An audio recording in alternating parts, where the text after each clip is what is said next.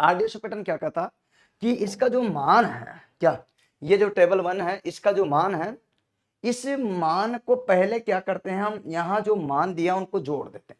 जैसे उदाहरण के तौर पे मैं आपको बता देना चाहता हूँ, सुनिए ध्यान दीजिए। इसमें क्या करते हैं कि यहाँ जो मान है इसके आधार पर इसमें जोड़ते जाते हैं।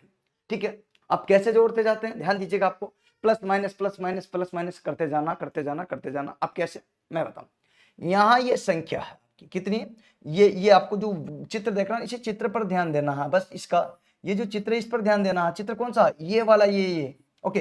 अब ये मुझे लगता है कि इसमें आपके टेबल 2 में देखना, देखिएगा यहां से आपको जो टेबल 2 में देखना होता, टेबल 2 में मुझे ये लग रहा है यहाँ पर जैसा कि तीर में निर्दिष्ट भी है, और इस पर जो हम मान है इसका 7, तो मैंने यहाँ पर 7 लिख दिया।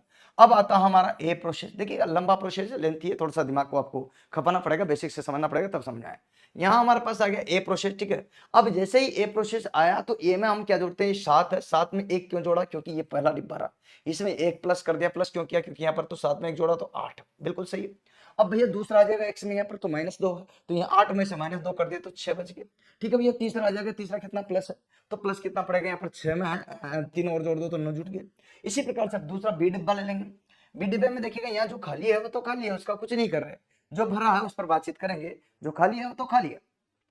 अब मैं क्या करता हूँ, इसके बाद में हमारे पास आता है कितना, बी डिब्बा। अब देखिए ये तो खाली है, इस पर बात नहीं करूँ, इस पर प्लस माइनस के 3 आते हैं, तो 9 में से माइनस के 3 गए तो बराबर 6 बच गए।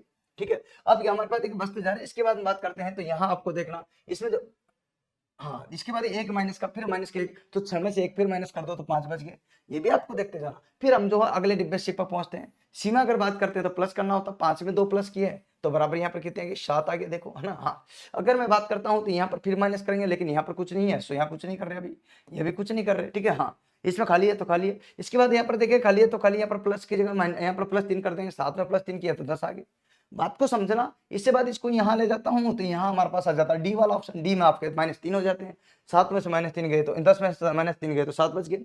और इसके बाद अंत में आता है यहाँ पर आपके ये लीजिएगा, 7 में से 2 गए तो 5, अर्थात यहाँ पर हमारे आउटपुट प्राप्त हुआ 5। ये अब आपको यहाँ से सीधा ले चल रहा हूँ मैं, यहाँ पर ध्यान दीजिएगा 5 5, ये 5 कहाँ पर है ध्यान दीजिएगा, ये भी आपको देखना कि 5 कहाँ पर आया, तो इस 5 पर ये कंडीशन चाहिए, इस 5 पर ये ब्लॉक आया, कौन सा, छोटा वाला वर्ग। ठीक है, अब छोटा वाला आया तो इसको छोटे वाले को देखते हैं कि इसमें आंसर कहाँ होगा। ध्यान देना, छोटे वाले में देखना कि आंसर कहाँ होगा, तो ये आपका यहाँ पर आंसर हो जाएगा, परिणाम स्वरूप ए नंबर का आंसर हमारा।